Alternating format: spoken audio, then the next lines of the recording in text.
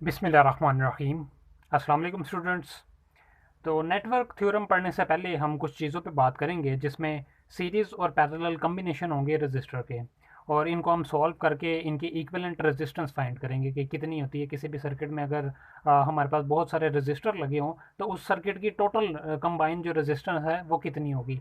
और इसी तरह से हम रेजिस्टेंस के अक्रॉस वोल्टेज मेजर करना भी सीखेंगे और करंट मेजर करना भी सीखेंगे। उसके बाद फिर हम नेटवर्क थ्योरम पे जाएंगे जिसमें हम सुपरपोजिशन थ्योरम, थेवेनिन्स थ्योरम और नॉर्टन थ्योरम की बात करेंगे। तो इस वीडियो में हम पढ़ेंगे parallel and series combination of register, कि रजिस्टर के पैरेलल कम्बिनेशन आपके पास हो या सीरीज कम्बिनेशन आपके पास हो तो आप उससे किस तरह से इक्विवेलेंट रेजिस्टेंस फाइंड कर सकते हैं, उस सर्किट की टोटल रेजिस्टेंस किस तरह से फाइंड कर सकते हैं। तो सबसे पहले सीरीज रजिस्टर को देखते हैं कि ऐसा सर्किट जिसमें रजिस्टर सीरीज में लगे हों, वो सबसे सिंपल सर्किट हमारे पास होता है।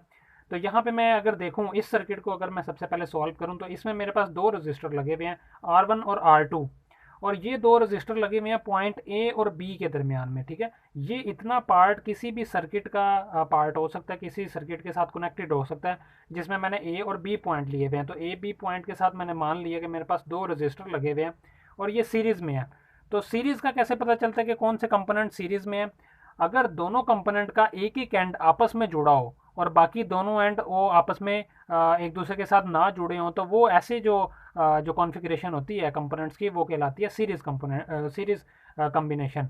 और ऐसी कॉन्फ़िगरेशन जिसमें दोनों एंड एक दूसरे के साथ जुड़े हों कंपोनेंट्स के। तो अगर यहाँ पे आप देखें तो R1 और R2 के दोनों एंड्स एक दूसरे के साथ जुड़े हुए हैं, तो ऐसी जो कॉन्फ़िगरेशन है इसको हम बोलते हैं पैरेलल कम्बिनेशन। और ऐसी कॉन्फ़िगरेशन जिसमें एक एक एंड सिर्फ आपस में मिल रहा होता है और दूसरा एंड आपस में नहीं मिलता, वो किसी और टर्मिनल के साथ, कहीं पे बैटरी या किसी और कंपोनेंट के साथ मिल रहे होंगे लेकिन आपस में नहीं मिल रहे होंगे। तो ऐसे कम्बिनेशन को बोलते हैं हम सीरीज़ कम्बिनेशन। तो ये बेसिक हमारे पास सीरीज़ कम्बिनेशन है और ये पैरेलल कम्बिनेशन है।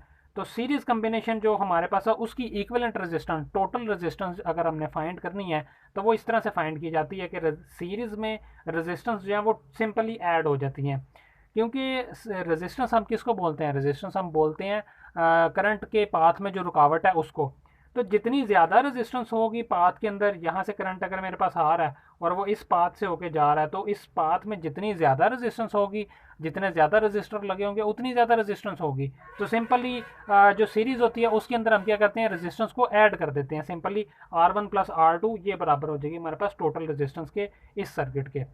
और पैरेलल के केस में क्या हो रहा है? पैरेलल के केस में अगर मेरे पास यहाँ ए टर्मिनल से करंट आता है तो यहाँ पे वो डिवाइड हो जाएगा। कुछ करंट R1 से पास करेगा, कुछ करंट R2 से पास करेगा। तो इस केस में हमारे पास करंट को फ्लो करने का एक ही पाथ था, यहाँ पे दो पाथ हो गए। ऑब्वियसली जितने ज़्यादा पाथ होंगे उतना ज़्यादा करंट फ्लो करेगा। तो इस केस में रेजिस्टेंस, टोटल रेजिस्टेंस कम हो जाएगी। अगर मेरे पास एक ही रेजिस्टेंस यहाँ पे लगी है R1, तो उसमें से जितना करंट पास करना है वो तो पास करेगा, लेकिन R2 से जो पास कर रहा है करंट वो नहीं पास करेगा। फिर मतलब करंट कम हो जाएगा जब एक रेजिस्टेंस लगी होगी। दो लगी होंगी तो फिर क्या होगा? फिर ज़्यादा करंट फ्लो करेगा, दो रास्ते मिल जाएंगे करंट को फ्लो करने के लिए। तो पैरेलल कम्बिनेशन में रेजिस्टेंस जो है वो डिक्रीज कर जाती है और सीरीज कम्बिनेशन में रेजिस्टेंस इंक्रीज करती है हमेशा। तो इसका जो हम टोटल अगर रेजिस्टेंस फाइंड करें तो वो सिंपल ऐड हो जाते हैं। लेकिन पैरेलल के केस में क्या होता है? पैरेलल के केस में टोटल रेजिस्टेंस हम इस तरह से फाइंड करते हैं, 1/RT, ये RT टोटल रेजिस्टेंस है, equals to 1/R1 plus 1/R2। तो इस तरह से हम टोटल रेजिस्टेंस फाइंड करते हैं इसकी। और अगर मैं इसको थोड़ा सा सिंप्लीफाई करूं तो थोड़ा सा सिंपल इस तरह से आप इसको लिख सकते हैं, 1/RT equals to 1/R1 plus 1/R2। आप इसका एलसीएम ले लें, R1 R2, आपके पास यहाँ पे आ जाएगा R2 प्लस R1 1/RT। अब दोनों तरफ आप रेसिप्रोकल अगर ले लें तो RT आपके पास आ जाएगा R1 R2 divided by R1 plus R2। तो पैरेलल के केस में आप इस तरह से टोटल रेजिस्टेंस फाइंड करते हैं, लेकिन सीरीज के केस में, सीरीज कम्बिनेशन के केस में इस तरह से सिंपली दोनों सम हो जाती हैं, दोनों रेजिस्टेंस ऐड हो जाएंगी, तो हमारे पास वो आ जाएगा। अब इसके बाद आगे देखते हैं। और पैरेलल सीरीज को शो करने का एक ये भी तरीका है, दोनों रजिस्टर लिख के उसके दरमियान में दो आप लाइंस लगा दें, पैरेलल लाइंस, तो वो बेसिकली यही शो करती हैं कि यहाँ पे पैरेलल दो रजिस्टर लगी हुई हैं। तो इस तरीके से भी इसको सर्किट के अंदर हम शो कर सकते हैं।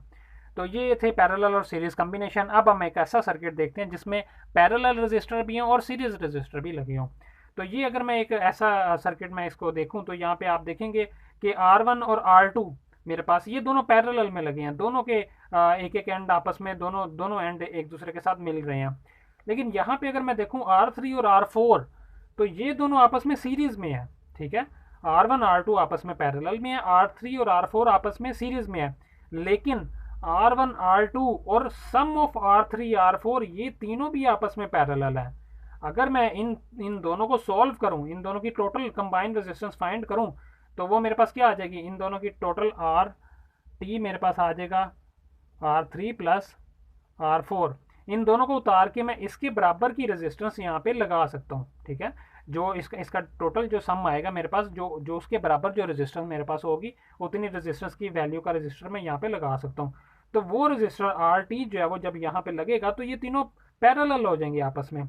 तो ऐसा सर्किट कैसे सॉल्व करेंगे हम, तो फिर टोटल रेजिस्टेंस हमारे पास जो आएगी वो क्या होगी, R1 parallel to R2 parallel to RT। RT मतलब जो R3 प्लस R4 का सम है वो यहाँ पे मेरे पास आएगा। उसकी टोटल रेजिस्टेंस आप इस तरह से फाइंड करेंगे, 1/RT equals to 1/R1 1/R2 और 1/R3+4, ठीक है। इन दोनों का सम आ जाएगा, सीरीज में है ये दोनों सम करके जो रजिस्टर आएगी वो इनके साथ पैरेलली ऐड होगी, जैसे पैरेलल के केस में इस तरह से हम फॉर्मूले में यूज़ करते हैं। तो इसको सीरीज में हम पहले ऐड करेंगे और फिर क्या करेंगे, इन तीनों को पैरेलल सॉल्व कर लेंगे, हमारे पास टोटल रेजिस्टेंस आ जाएगी। और इसका भी आप इसको सिंप्लीफाई करने के लिए इसका एलसीएम ले लें, एलसीएम करके आप RT फाइंड कर लेंगे तो आपके पास इसकी टोटल रेजिस्टेंस आ जाएगी। इसके बाद थोड़ा और कॉम्प्लिकेटेड सर्किट देखते हैं। तो अगर मैं ये सर्किट देखूं तो ये थोड़ा सा ज़्यादा कॉम्प्लिकेटेड है, इसमें काफ़ी पैरेलल रजिस्टर हैं और काफ़ी सीरीज़ में रजिस्टर लगे हुए हैं। तो इसको देखते हैं, इसको कैसे आप सॉल्व करेंगे। इसमें टोटल 9 रजिस्टर लगे हुए हैं, तो इसको सॉल्व करने का तरीका क्या होगा। आपने सबसे पहले आइडेंटिफाई करना है कि किन दो पॉइंट्स के दरमियान में आपने रेजिस्टेंस फाइंड करनी है। मेरे पास यहाँ पे पॉइंट A और पॉइंट B है, इन दो पॉइंट के दरमियान में आपने टोटल रेजिस्टेंस फाइंड करनी है। सबसे पहले आपको ये पता होना चाहिए कि किन दो पॉइंट्स के दरमियान में आपने रेजिस्टेंस फाइंड करनी है। तो अब आपने क्या करना है, इन दोनों पॉइंट से बिल्कुल दूर किसी भी एक साइड से आपने सर्किट को सॉल्व करना स्टार्ट कर देना है। जैसे अगर मैं इधर से राइट हैंड साइड से सॉल्व करूं तो मेरे पास ये दोनों रजिस्टर पैरेलल लगी हुई हैं, तो मैं इन दोनों को पैरेलल सॉल्व करके उनकी जगह एक रजिस्टर लगा दूंगा। तो ये दोनों पैरेलल हो गई मेरे पास, वो उसकी जगह पे मैंने क्या कर दिया, R8 पैरेलल टू R9, ये मैंने पैरेलल सॉल्व करके इसकी जगह पे एक ही रजिस्टर लगा दी। फिर यहाँ पे मुझे नज़र आ रहा है कि ये दोनों रजिस्टर सीरीज में लगे हुए हैं, R5 और R6। इन दोनों को भी मैंने सॉल्व करके R5 और R6 लगा दिया, दरमियान में R7 जो लगा था वो एज इट इज़ आ गया। मैंने क्या किया, इतने पार्ट को सॉल्व कर दिया और इतने पार्ट को सॉल्व कर दिया और वो यहाँ पे मैंने लगा दिया। फिर ये भी आप देखें, ये भी सीरीज़ में लगे हुए हैं, तो इसको भी आपने सॉल्व करके सीरीज़ में इसको लिख देना। सीरीज़ में सिंपल ऐड हो जाते हैं, पैरेलल के केस में आप इस तरह से लिख सकते हैं। बाकी अब आपके पास क्या बचेगा, इनकी वजह से टोटल रेजिस्टेंस जो है वो ये आ जाएगी, R3 एज इट इज़ आ गई, R4 एज इट इज़ आ गई, इनके सम करके आपके पास रजिस्टर ये आ गई, R7 एज इट इज़ आ गई, इन दोनों का पैरेलल कम्बिनेशन से आपके पास ये आ गई। अब मज़ीद इसको थोड़ा और सॉल्व करते हैं। अब आप देखें ये दोनों पैरेलल हैं और ये दोनों सीरीज़ में है, तो पहले आप इन दोनों को सीरीज़ में सॉल्व कर लें, उनकी जगह एक रजिस्टर आ जाएगी, फिर ये तीनों पैरेलल हो जाएंगे। तो इन दोनों को जब सीरीज़ में सॉल्व करेंगे वो हो जाएगा R7 plus R8 parallel to R9, वो आपके पास इस तरह से आ जाएगा, R7 plus R8 parallel to R9। तो यहाँ ब्रैकेट का आपने खास ख्याल रखना है कि इसका पैरेलल कम्बिनेशन जो है वो टोटल जो आंसर आएगा वो ऐड हो रहा है R7 के साथ। यहाँ पे अगर हम देखें तो इन दोनों का जो पैरेलल से जो आंसर आएगा वो इसके साथ ऐड होगा। अगर आप यहाँ पे ब्रैकेट नहीं लगाते और आप लिखते हैं R7 plus R8 parallel to R9, तो इसका मतलब ये भी हो सकता है कि R7 R8 को प्लस करें और फिर पैरेलल सॉल्व करें R9 के साथ, जो कि गलत हो जाएगा। तो ब्रैकेट का आपने ख्याल रखना है यहाँ पे। अब आप देखेंगे ये तीनों रजिस्टर आपके पास जो है पैरेलल आ गए हैं यहाँ पे, और ये रजिस्टर की वैल्यू मैंने ये लिखी हुई है, ये इसकी वैल्यू ये है यहाँ पे। अब ये तीनों पैरेलल हैं, पैरेलल के केस में हमें पता है इसको पैरेलल लगा देते हैं हम, ये लाइन्स लगा दी हमने तीनों, R4 parallel to R5 plus R6 bracket के अंदर पैरेलल टू, अब फिर ब्रैकेट मैंने लगाई R7 plus R8 parallel to R9। ये इतना आंसर मेरे पास आ गया इन तीनों को सॉल्व करके, इनकी तीनों की जगह एक रजिस्टर मैंने लगा दी ये। अब ये जो रजिस्टर यहाँ पे मेरे पास R3 और ये एज इट इज़ आ गए। अब ये दोनों सीरीज़ में आ गए, सीरीज़ में क्या होगा, सिंपल ऐड हो जाएंगे, इन दोनों को ऐड कर दें और इनकी जगह पे भी एक रजिस्टर लगा दें। जिन जिन को आप सॉल्व करते जाए उनकी जगह पे सिर्फ एक रजिस्टर सिर्फ आता जाएगा। ये सीरीज़ में ऐड करने से आपके पास ये आ गया। अब ये दोनों लास्ट में पैरेलल हो गई, इसको और इस पूरी को ब्रैकेट लगा के आपने पैरेलल में लिख दिया। तो ये इसकी जो इक्वलेंट रेजिस्टेंस आएगी वो इस फॉर्मूले के इक्वल होगी। अब अगर आपके पास इनकी वैल्यूज़ है R1 R2 R3 R4, ये सब की आपके पास वैल्यूज़ है, तो आप इसकी वैल्यूज़ इसमें पुट करके इजीली आंसर निकाल सकते हैं। कैसे? सबसे पहले आप R8 और R9 को पैरेलल सॉल्व करेंगे इस फार्मूले के थ्रू, जो आंसर आएगा यहाँ पुट कर देंगे, उसको ऐड कर देंगे आप R7 के साथ। फिर R5 और R6 को की वैल्यू पुट करके ऐड कर देंगे R4 के साथ, उसको पैरेलल सॉल्व कर लेंगे। इन दोनों की वैल्यू पुट करके उनको सम कर देंगे। फिर जो ब्रैकेट्स को ओपन करेंगे, जब जैसे ये दोनों आपस में पैरेलल में है, इनको सॉल्व करेंगे, ये आपस में पैरेलल में है, तो ये आपस में सॉल्व करके आप फार्मूले के थ्रू इनकी टोटल इक्विवेलेंट रेजिस्टेंस फाइंड कर सकते हैं। तो ये तो इस तरह से तो आपको कोई भी सर्किट आपके पास आ जाए तो मुझे उम्मीद है कि आप इसको इक्विवेलेंट रेजिस्टेंस फाइंड कर सकते हैं। तो अब थोड़ा सा डिफ़िकल्ट सर्किट देखते हैं। अगर ऐसा सर्किट आपके पास आ जाए तो फिर आप उसकी टोटल रेजिस्टेंस कैसे फाइंड करेंगे। अब इस सर्किट के साथ प्रॉब्लम ये है कि आप इसको जो मेथड मैंने अभी बताया उस मेथड से सॉल्व नहीं कर सकते। आप यहाँ देख नहीं सकते कि कौन सी सीरीज़ में है और कौन सी पैरेलल है।